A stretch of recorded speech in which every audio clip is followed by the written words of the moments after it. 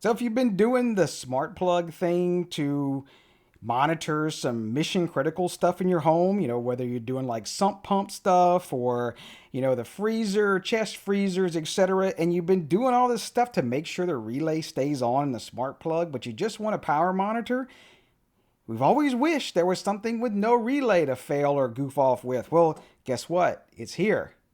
That's not in smart plug format yet. I wish they would. But yeah, you just take this, there's no relay on it. No relay to fail, no relay to goof with. Throw it behind your receptacle. Do all your power monitoring stuff for all your cool automations. No smart plug to deal with it. So if you're doing the stuff with the smart plug, just stop right now. Go grab one down below in the description or grab a few. They're pretty damn awesome. They're 16 amp supported and they're pretty damn small as well. So Shelly did send these for review, but of course, no additional funds were exchanged. We definitely kept things unbiased as always. So after CES and finally got back and into the swing of things, yeah, you can pick these up now. Of course, even on Amazon, you can get them from Shelly.cloud. You can find all the links down below if you just want to skip to it. I'm going to show a kind of an overview of the new Shelly Gen 3 devices, as well as I'm going to get into a little technical side of them as well towards the end. Now, they've come out with, to top themselves. I mean, if you're familiar, well, we're going to have to zoom in because this guy is way small. And just to show how small, I know everyone's familiar with a USB, thumb drive. I mean, that's pretty crazy. No, this isn't a commercial for real link. That's just one of the USB drives I got from CES. That's pretty nuts compared to, let me zoom in, the OG Shelly. And then they had the Shelly 1 Plus or Plus 1 or whatever. Now, one thing, the original Shelly was a 16 amp, if you can see it there, 16 amp product, and it did work off of DC voltage. It was pretty awesome. It's a dry contact, pretty awesome for like doing like garage door, the older school garage door. Then they moved up to the Shelly Plus One or whichever model this is. They call this on the Shelly Plus One. I don't know if it's been renamed since then. It was an ESP32, and it just was kind of go up on this one, and it had Bluetooth and stuff like that. You could still flash it, put in Tasmotor or ESP Home using the pin headers. And then even if the little VoltLink adapter, you can plug right in and flash those. I'll show more of that later in the technical side. Everyone's not here for the technical stuff. But yeah, there was a pin header here as well. You can run stock firmware. Pretty awesome. That I really have to say the stock firmware has come a long way. Now, the problem is for the US market, well, you can see there, 8 amp. I'm going to have to say, again, just like I told Sonoff with their 10 amp one and their 6 amp Zigbee one, that's going to be a nope, dog. I don't think there is a fuse inside of here. I will check towards the end, but I have 15 amp and 20 amp breakers. I guess the standard now for receptacles in the US is probably going to be 15 amp. So these would cover that to be in the wall, but not here in the US market unless you had a fuse, because this is a weakest link and you always want the weakest link to be the breaker. Just a little size comparison. This is the little smallest in the world, like relay that Sonoff said, so I guess Shelly wanted to top that. So yeah, this one I think is 10 amp. It's the Matter version, but they make a Wi-Fi one and a Zigbee one as well. But so they are smaller than that. I really love the reddish looking, kind of looks orange on my screen, but maybe because it's a little screen I'm using. Also 8 amp. This is power monitoring. Now the special one, if you haven't clicked off already, is this guy. I really love this one. I saw it in CES and I said, wow, that's a damn good idea. But I can hope they would expand on this. And you say, well, what is this? It looks the same, Travis. What the hell are you talking about? Well, basically, you feed it neutral, you feed it hot, which is the line, and you come out. Now, these two are attached together, and there's no relay in here. So you put this behind a plug, and this is ding ding ding 16 amp. Good job. Well, since there's no relay, it's just power monitoring. There's nothing to fail, there's nothing to forget, to have the relay on, to check out your fridge, your freezer, your dryer, etc. It just goes behind the socket. But that's where my next thing is. Shelly makes these, the new plugs. This is ESP32 as well, and the plus one. Make a plug, Shelly, with no relay. That is like the same idea as this. And just power monitoring. We love doing power monitoring. You can do 15 amp, that's fine. And move it all around for coffee makers, dryers, gas dryers, whatever. And then now I'm even going to go a little further. If you want to make one that is split phase 240 for the US market, say 30 amp, or if you really want to go to 50 amp, that would cover everything. People could just plug those in, no relay, power monitoring, dryers, everything. Just call it a day. You can pretty much charge what you want for those because I know it's kind of a niche product. So, but enough about that. The cool thing is this guy here. Now, let's pop this one open. So in the interior, there's not a whole lot to this because there's no relay. Typically, you would have the relay in this little gap here. But just to check out the bottom of it, you can see this is their new, they're calling it the Shelly chip. I'm just going to give it away right now. It is just an ESP32-C3 with 8 megabytes of storage on board. They did a little partnership with them. Now that you can see there are the little pads there to solder. It's kind of difficult. I did one just to check it out. There is a solution on the Tasmota side where you can send a zip file over to these, and that's all these little Gen 3 models, and you can flash them to Tasmota. Now, can you get them to ESP Home? I don't know just yet. I haven't tried that, so maybe if you've done that, you can shoot me a comment down below. But you can see, I think it's a BL0942. Nothing else really to this. It is, of course, it has Bluetooth and everything, but of course, just power monitoring. There's nothing to really fail except maybe these traces.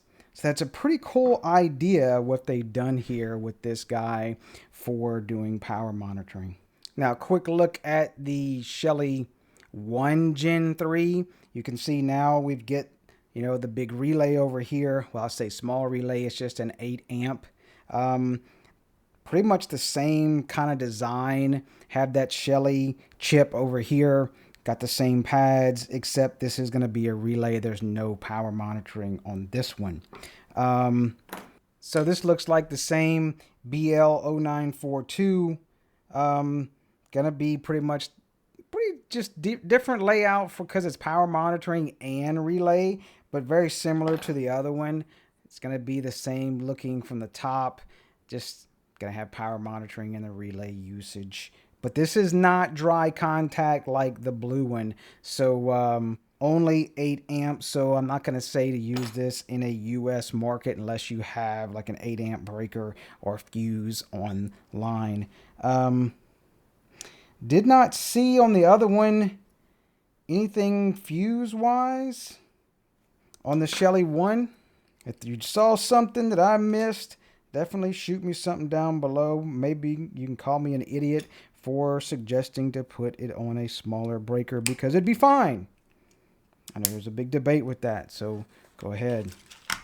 So let's go check out the stock firmware. Yes, I said it. Stock firmware on these, and you bring them into Home Assistant. You can do it all locally, which is the cool part. You don't need the app. You just need a Wi-Fi connection in. What I mean by Wi-Fi, just a local Wi-Fi connection. You can put them on a VLAN, block internet access from these guys, everything, and still add them in, do the thing. You just won't get firmware updates, but that's probably fine. So yeah, let's go get to it and shut up. So to add that Shelly Gen 3, or really potentially most Shelly devices that are Wi-Fi, you really don't need the app. It's stupid simple to do with your computer or phone, etc. Now, of course, you can use the app. I'm just not a big fan of it. I really don't need it. So if you open up the Wi-Fi and search for one of the access points once you power that device. So it's going to be like Shelly PM. They say, if you don't know, there's too many of them, but it should start with Shelly. If you look at the knowledge base, you can see it right here. Device SSID, it's going to be Shelly PM Mini Gen 3-XXX, and that's going to be unique to your device. Now, you just need to browse over to, if you go to 192.168.33.1, it should pull up the actual GUI on the device itself. Now, you're not done yet because you need to put in your Wi-Fi. That's a little weird, I find, compared to some other devices, because it's just happy to do what you're telling it to do right now. You can actually see it does have the voltage, the frequency, which is low for some reason. Not sure why, but you can see welcome to it. You want to configure. Yep, we're going to configure. I'm going to enable the Wi-Fi network. Then we're going to do, it's not an open network. So yes, that ungrays this out. And then put in your password and you can save the settings. Yeah, the access point. You need to turn the access point off once you're got on your own network, but I didn't want to turn that off just yet. There's also Bluetooth. So let's go verify. I'm going to look on the router and see if we have an IP address. I wish it was a little bit easier where it would actually show you the IP address it picked up. I don't think you can. It just says Wi-Fi. Oh, look, there it is. My bad. So it does show 10.10.1.2.3.1. We are good. Let's go ahead and jump on over to 10.10.1.2.3.1. And that way we're actually going through our own Wi-Fi to hit the Shelly, and when we can turn off that access point mode, because you really don't need that on all the time. I guess you could leave it on if you really wanted to, but you can press the button to reset it. You could maybe put a password on it so nobody else picks up on it, but we're going to turn that off. Why not? Let's go turn on the Bluetooth while we're here. Enable Bluetooth gateway, and that way when we add it into Home Assistant, it should potentially use it as a Bluetooth proxy according to the docs. I'm not exactly sure. I can't really test it because I have a lot of Bluetooth proxies, so I'm rebooting it. It wants to turn on the Bluetooth. So if you scroll, I'm gonna leave everything else default. If you want to do cloud, MQTT, etc., all this stuff, I'm not doing any of that. I'm gonna go down to firmware and make sure I do have the latest firmware. Now you will notice, hey, can I just drop a zip file of Taz Motor, ESP Home? No, you can't, but there is, and I'll leave the link down below. I think it's like MGOS to Taz Motor, and you drag in a zip file here, but be warned, I don't think there's an easy way to come back to the Shelly firmware, so do keep that in mind.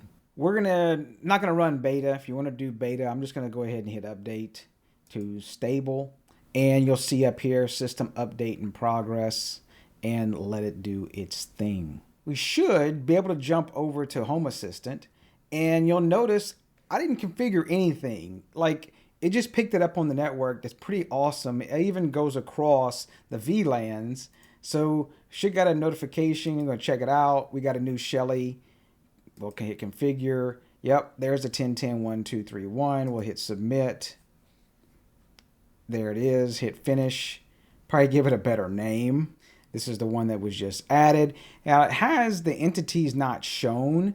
I can go ahead and, I guess the current, let's enable that one and hit update. Okay, frequency, kind of curious on the frequency. There it is. Didn't have to refresh.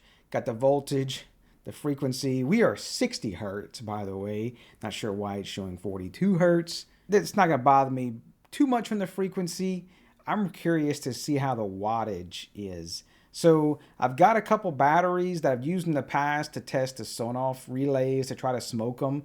And because you can adjust the power charging from like 200 watts to 1800 watts. So it's really good for testing this. I can dial in exactly what. I have it defaulted 400. Let's just go ahead and see what 400 watts looks like. And I do have a kilowatt meter to also test it against. It's showing about 425 to 428 watts. So yeah, we're seeing 447 here. Let's zoom in a little bit. showing 447 here. So fairly close. I would like to see if there's a way to configure, the calibrations on it, but maybe I'll dig more into the firmware. I know, of course, if you flashed your own firmware, you could dial in and do the calibrations exactly if you wanted to. But the beauty of all of this is, I mean, do you really need to flash your own firmware on just a device that spits out the voltage, the current, and then the wattage? I mean, it does the thing. It's sending over here, sending it over to Home Assistant. Didn't have to do anything, just plugged it up and rock and roll. So there's that. But I'm curious to see if it can take the full 16 amps.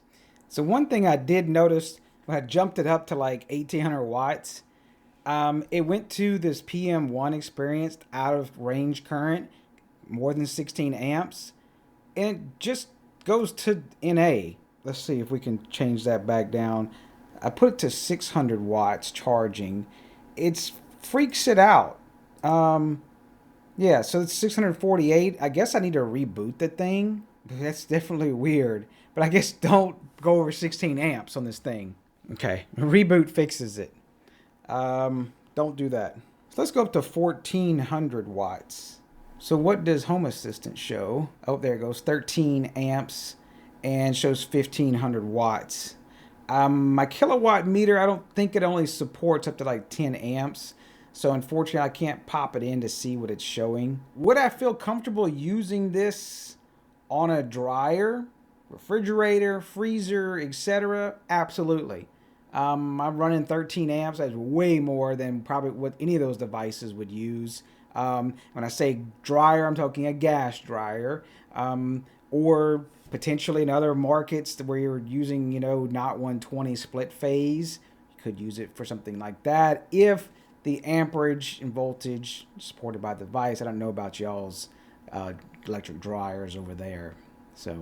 So would you buy one? Well, that depends on your market. 120 volt US NA markets, I would probably say no on the Shelly 1 relay, and same thing on the PM relay model, the red one.